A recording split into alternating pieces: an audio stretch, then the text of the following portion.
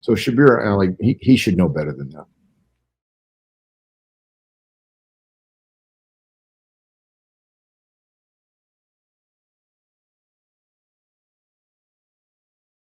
He didn't call Jesus God in John chapter 1 verse 1. He was saying that Jesus is the Logos, and the Logos was with God, and this Logos had a divine quality.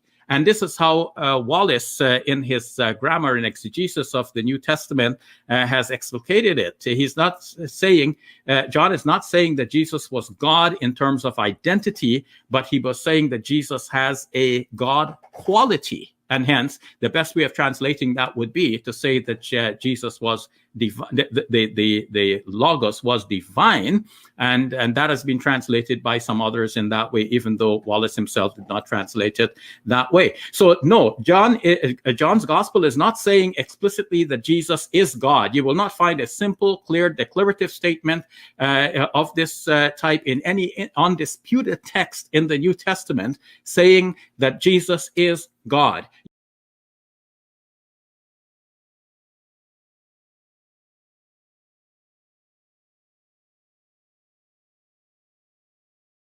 It says, in the beginning was the Word, and arche ein halagos, kai halagos ein prostantheon, kai theos, and God, kai theos ein halagos, and God was the Word. The Word was God in English syntax.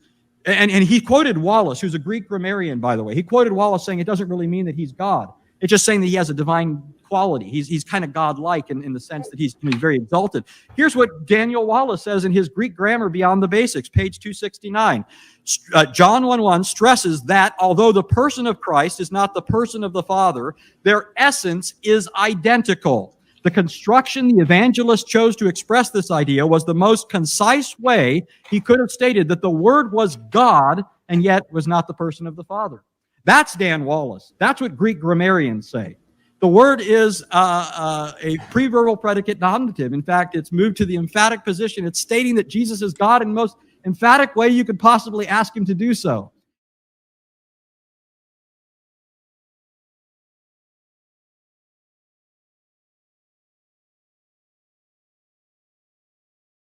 Shabir Ali says that you admit that John 1:1, where the word is called God, is qualitative, so that it should be divine, but that he is not God in an absolute sense.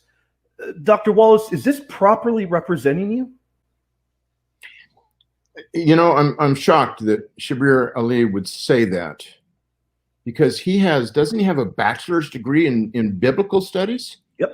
He's supposed to be an Islamic exegete. In other words, he's supposed to know how to understand the words that somebody writes and their context.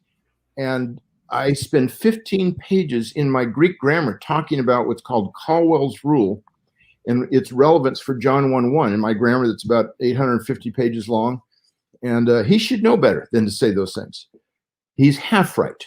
I do say that it is qualitative, and that means that it should be translated perhaps as divine.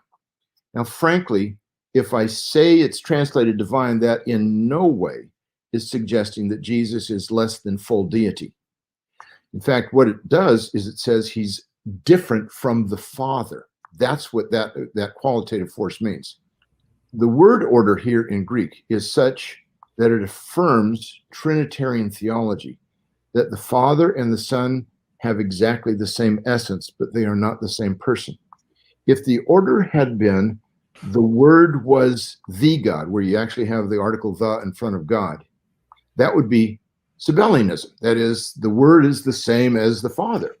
Yep. But if you have, what you actually have in Greek is theos, God, ein, was, halagos, the Word. But Greek grammar requires the article, the noun with the article to be the subject, so it should be translated, the Word was God. But God, the predicate nominative, is thrown forward in the sentence for emphasis.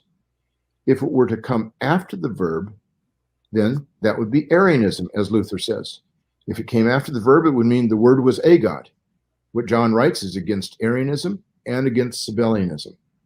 And what I like to say is that what John wrote here in 4 words is the most concise way he could possibly have written that Jesus Christ is essentially the same as the Father in his being, but not identical in his person. It's a beautiful statement.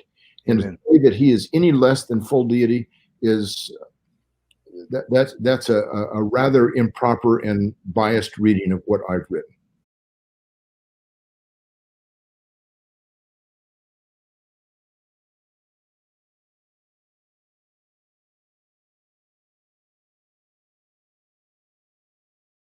In the beginning was the